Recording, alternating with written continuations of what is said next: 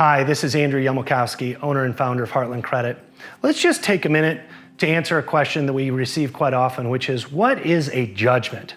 The typical process is a company doesn't get paid, so they write that off on their books. That's typically called a P&L, or a profit and loss. Basically means that they now recognize what was once going to be an accounts receivable is now not getting paid, so they show it as a loss. Now that doesn't mean that you've gotten off the hook. Typically at that point, they're going to file a collection with an attorney. That collection gets filed on either 1, 2, or 3 of your credit reports, depending on what the attorney's putting on.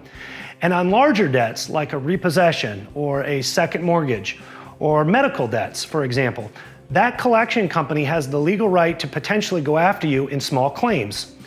What's going to happen is you're going to get a notification that you're being taken to court. The first thing you're going to want to do is call our offices to let us know that this is happening, because you don't want to simply avoid those types of pieces of mail or calls. When they're taking you to court, you have to represent yourself. And if you don't, you instantly are going to lose that court battle. The judge is going to decide that because you didn't represent yourself or because you didn't have representation, that instantly you lose and the judgment's going to be awarded to the creditor. A judgment is frustrating because once a judgment is put on your credit, it's going to stay on there for 10 years.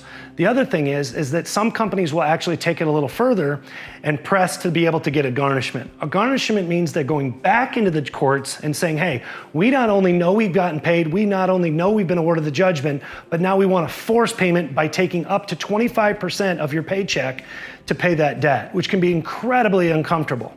So we want to avoid all that, okay?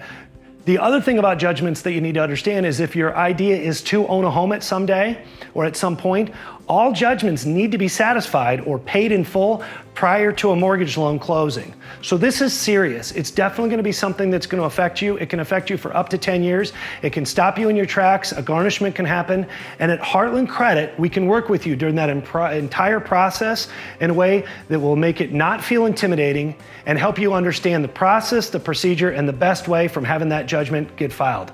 Thanks. Credit tip from Heartland Credit.